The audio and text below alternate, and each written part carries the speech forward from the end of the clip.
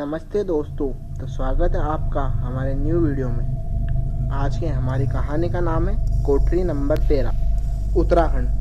उत्तराखंड की एक शांत पहाड़ी बस्ती में एक पुराना सुनसान हॉस्टल था जो कि अब बंद हो चुका था। एक ज़माने में हॉस्टल कॉलेज के छात्रों से भरा रहता था, लेकिन अब वहाँ सिर्फ धूल जाले और रहस्यमय कहानियाँ ही बची थी। स्थानीय लोग कहते हैं कि इस हॉस्टल की कोठरी नंबर 13 में कोई नहीं टिक पाया।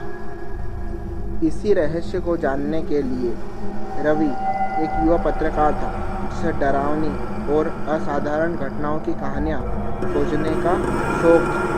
उसे इस हॉस्टल की कहानी एक बूढ़े से सुनने को मिली, जिसने कहा उस कोठरी में जो भी गया लौटकर नहीं आया, या फिर आया भी तो रवि को कहानी में दिलचस्पी आई और उसने निश्चय किया कि वह एक रात उस हॉस्टल में बिताएगा। और उसे चुल मचती है कि वह 13 नंबर कोठरी में रात बिता सकता है, तो वह रात बिताने के लिए वहां गया।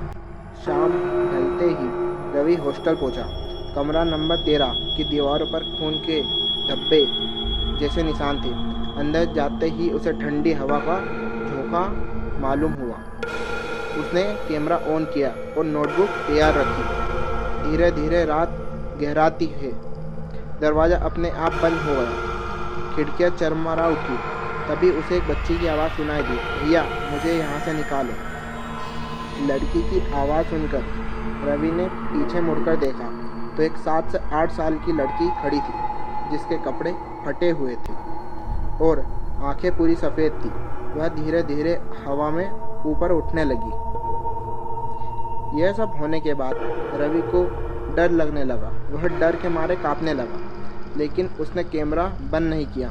लड़की ने बताया, मैं नेहा हूँ। इस कोठरी ने मुझे मेरे टीचर ने मार डाला था। मैं आज़ाद नहीं हो पाई। रवि ने पड़ताल की तो पता चला कि सन 1993 में एक स्कॉलर छात्रा नेहा की गुमशुदगी दर्ज की गई थी। उसके शव का कभी पता नहीं चला।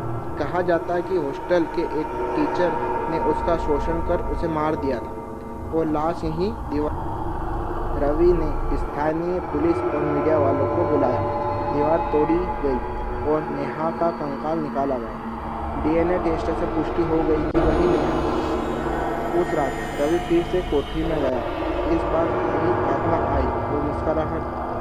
उसके बाद उस कोठरी में किसी भी तरह की आवाज़ें आनी बंद हो गई, लेकिन रवि के साथ कुछ अजीब होने लगा।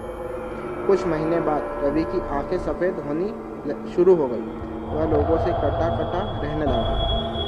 उसे नींद में अक्सर बड़बड़ाते हुए सुना, अब मेरी बारी है, कोई और आएगा, कोठरी नंबर 13। लेकिन ये सब रवि के ऊपर नेहा का जादू था। जब रवि ने नेहा की आत्मा को मुक्ति दिलाई और उसका कंकाल दीवार से निकाला गया, सबको लगा कि कहानी अब खत्म हुई। लेकिन धीरे धीरे जिन लोगों ने इस कंकाल को छुआ था, पुलिस इंस्पेक्टर, मजदूर और यहाँ तक कि रवि, सबकी ज़िंदगी में अजीब बदलाव आने लगा। रवि को हर रात सपनों में नेहा दिखाई देती थी, लेकिन इस बार वो रोती हुई बच्ची नहीं थी। वो एक डरावनी काली आंखों वाली जलती हुई आत्मा बन चुकी थी। वो कहती थी, मुझे आज़ाद कर दिया, पर मैंने सिर्फ उन लोगों में बदला नहीं लिया जो दोषी थे।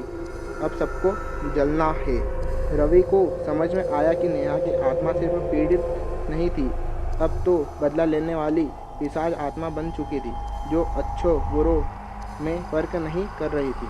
वो कोठरी अब एक शापित द्वार बन चुकी थी। जो भी उसके पास जाता, उसकी आत्मा हमेशा के लिए वहाँ कैद हो जाती। जब रवि ने नेहा की डायरी को पढ़ा तो पता चला कि नेहा खुद भी किसी अंधेरे तंत्र विद्या का अभ्यास कर रही थी। उसने अपने टीचर को काले जादू से हटाने की कोशिश की थी और उसी संघर्ष से उसकी मृत्यु हो गई थी। नेहा मरने से पहले एक आकस्मिक